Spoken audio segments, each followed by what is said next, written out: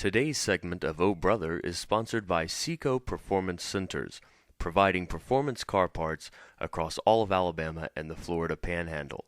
Visit them on the web at secoperformance.com. That's SECO Performance.com.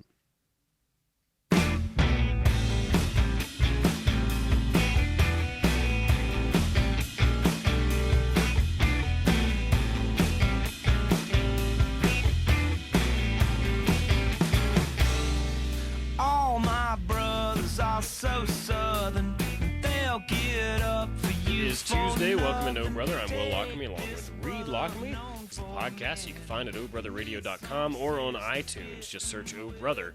Reed, we record here at the Brandon Brown and the Country Western Delight Studios, and it is another beautiful day here in Birmingham, Alabama, and we deserve it. It's been a rough few weeks with just rain every day. Yeah. So I'm glad to see this. Now, folks, here's the thing real quick I'm going to point out. Yeah.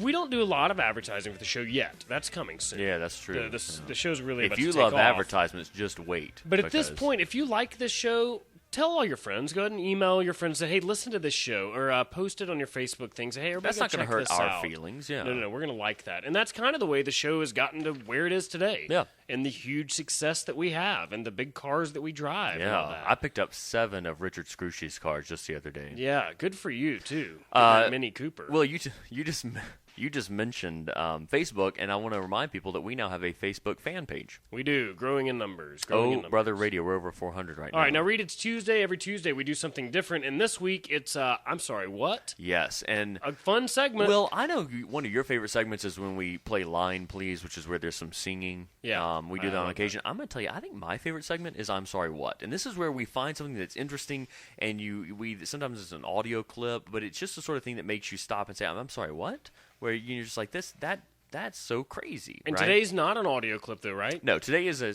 story that I found. This is a news story, and if you happen to miss this, I saw it on MSN the other day, then boy, are you going to be interested to hear about this. So I'm going to go ahead and basically just read it. It's a short news story, and we'll just sort of talk about it as we go along. All right. Okay, so it says here, this is the headline. It says, 5 bikini baristas accused of prostitution. Now, Reed, explain to everyone exactly what a barista is. Yeah, a barista, Will, you and I talked about this briefly last night. A barista is someone who works like at a coffee shop. Oh, okay. Okay, so like at Starbucks, those people what, bikini are baristas. I'm already confused. Yeah, you are saying... I'm sorry, what? See, okay. 5 bikini baristas accused of prostitution. This is in Everett, Washington. It says here... 5, and I'm just reading straight from the article I found on MSN. It says here, 5 Washington State baristas charged customers to touch their breasts and buttocks mm-hmm. I'm sorry. What? This is like a Starbucks? Yeah, now wait a second. Not a Starbucks, but not it's exactly like that. But I'm saying like that. It's a car. I just came from Starbucks is what I'm saying. Yeah. At an espresso stand. Where you servers can touch the boobs of the girls that are fixing your frappuccino. Not just boobs, but also buttocks. And now, for a price. Does Southwest fly to Washington? I don't know. Think of it says here. Flight. It says here where this was happening at espresso stands where servers wear bikinis to draw business. Police said. Okay, so it says here... I can see that working. Oh, I can see this working also. It says here the 5 were charged Wednesday with prostitution.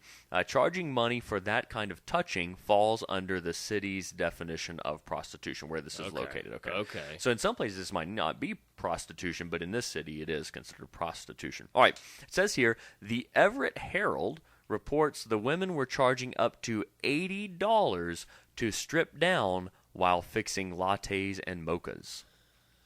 All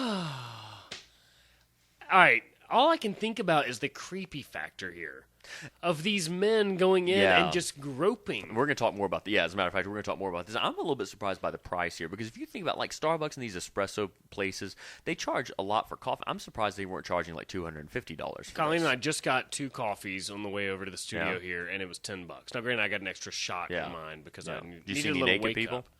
No, and I'm glad. Well, let me go ahead and continue. say I'm really glad. Yeah. At this particular Starbucks where you were, Yeah. All right, next one, it says here, It says here, during a 2-month investigation. Now, I've circled this because here's what I'm saying. I'm sorry, what? 2 months?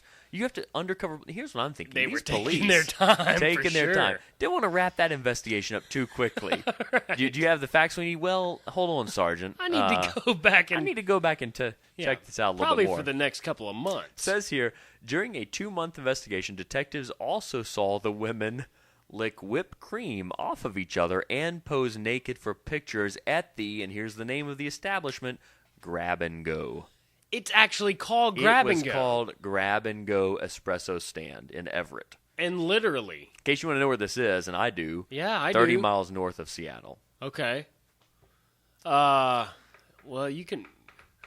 Yeah, I could drive Grab up and there. Go, Yeah, they called it. I could drive up there. Yeah, is this a see shocker that. to anyone that people were grabbing? They weren't grabbing coffee. They were grabbing breasts and buttocks. Well, whoever this was, they needed to look harder into the laws. No pun intended there.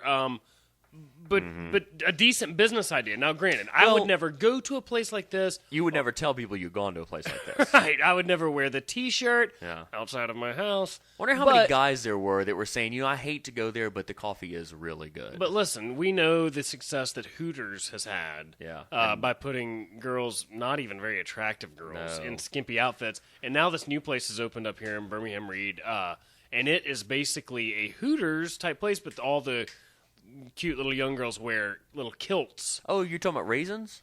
No, I don't even want to say This place is on 280. On Yeah, I know 280, what but you're listen, talking we about, drove by it today, packed, and of course it is, because I didn't know that's creepy what was going dudes on. are going to Yeah. go to these Ugh. restaurants and watch these little girls in their Well, little outfits. let me mention. I didn't realize that's what type of place that was.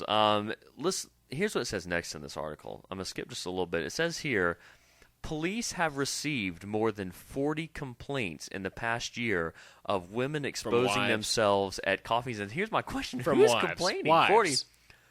The wives are complaining. Are that their these husbands are going girls there. so stupid that they are exposing themselves in the presence of people who would complain about this? Women are going in there and complaining. And Yeah. that's what's happening here. Because guys, who's going to go in this place anyway if they're not interested? I don't understand. I don't Do people either. are they accidentally walking in and going, "Oh my gosh, these women are naked in their I don't know. bikinis here in this coffee shop." It seems like a funny thing for people to Seems like- complain about. yeah, it These seems are like these you are would the know. people that let me quote Conan O'Brien. These are the people who are trying to ruin everything for everybody.